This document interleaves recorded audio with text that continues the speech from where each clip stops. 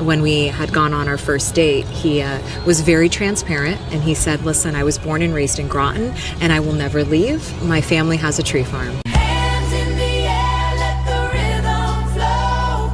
Ooh, let it flow. Together we rise, let the good vibes grow. Community conversations, yeah. 321 Media, Greater Mystic Chamber of Commerce. We're here with Community Conversations at Yeddo Road Tree Farm. I'm with the owners, Tom and Pantea. How you guys doing? Good. We're doing great today, Bruce. Thanks for coming out. Yeah, thanks for having me. It's your season. This is your time, right? It is. It is. So how did you guys get into this? Tell me the little history about this.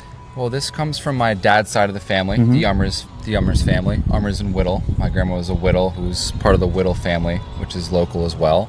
For the love of nature, he just started kind of planting Christmas trees on this overgrown land at the time in the 50s and 60s. It does take a Christmas tree 10 years to reach 6 feet, give or take. So started planting in the 60s, and by the 70s is when the sales started. And he established Yeddo Road Tree Farm in 1974. Cool. So how many generations? You're the third generation? I am the third generation. And how did your lovely wife come to join you here? Well, we met at UConn. Would you like to expand? Sure.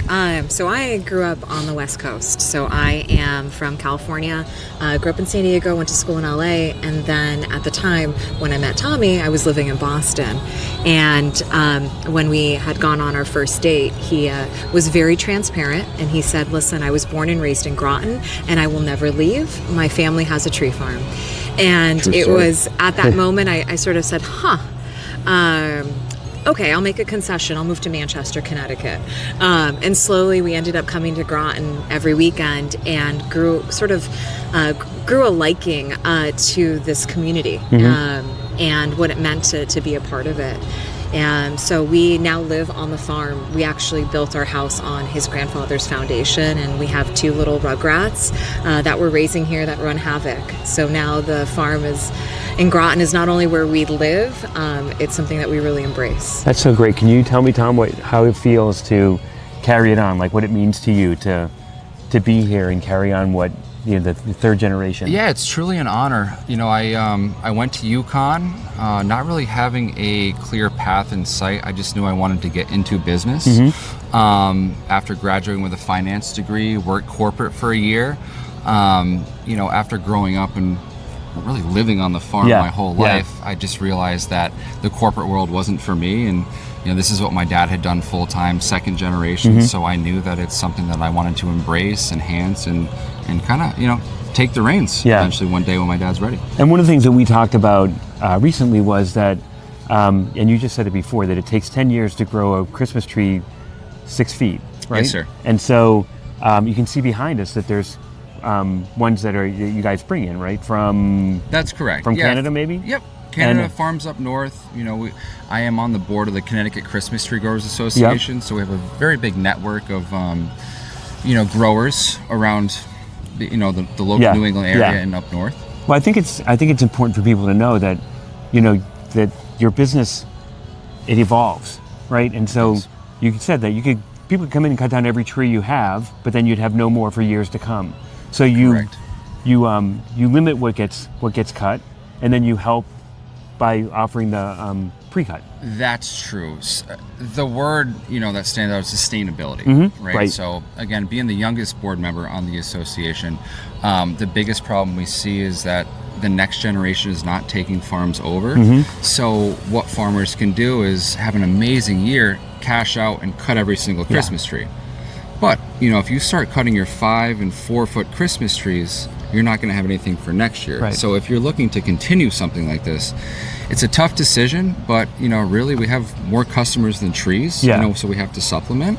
And the goal is always sustainability. So my 5 and 4-year-old, my biggest hope is that they take this over in 1 year. And the goal is to keep it going as the best we can. Well, and we looked inside. You guys have the garage that's turned into a store, and I think what's so impressive about it is that we can talk about the community, but you give back to the community and what you offer in your store. And there are you can talk about a number of the different offerings and organizations that you work with to bring their product in here to sell.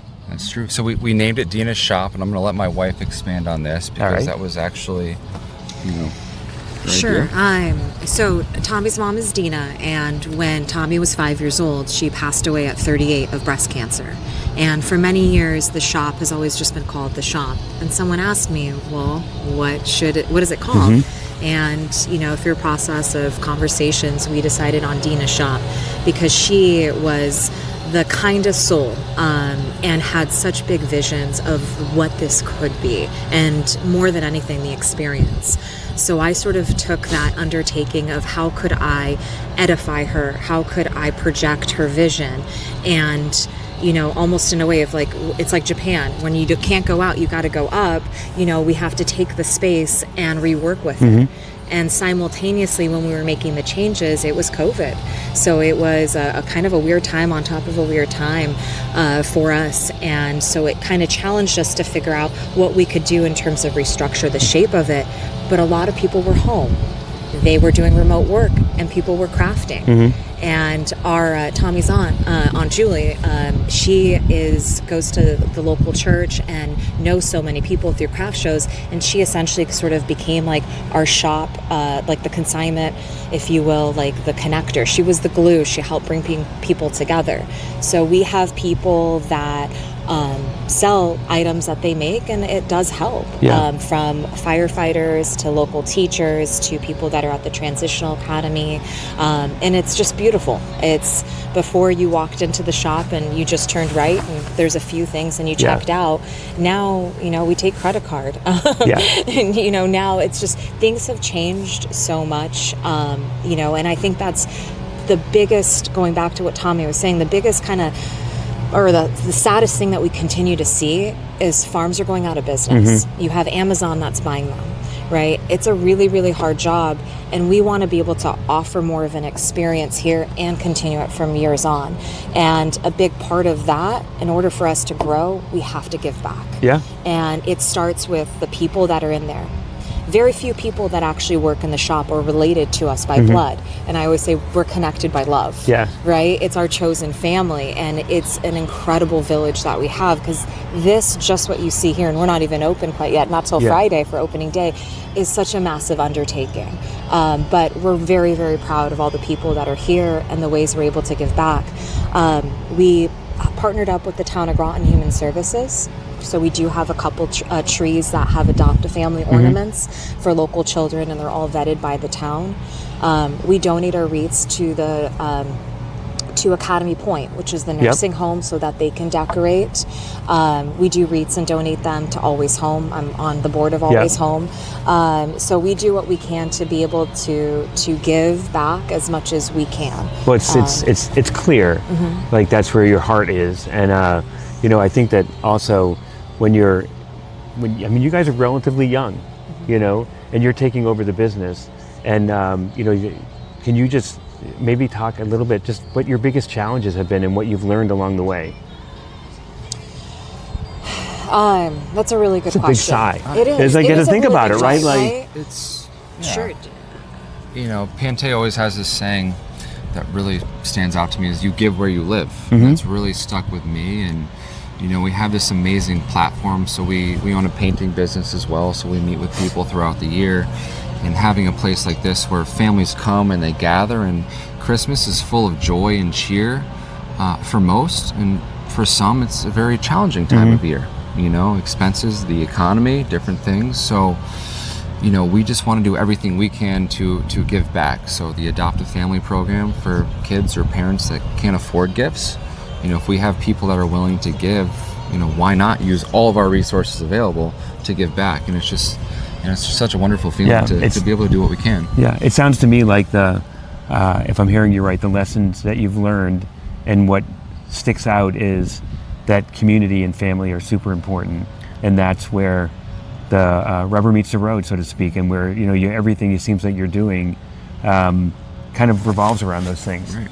I have a very big extended family, but both of us were raised by single parents. So I was raised by my grandparents. My mom passed when I was young.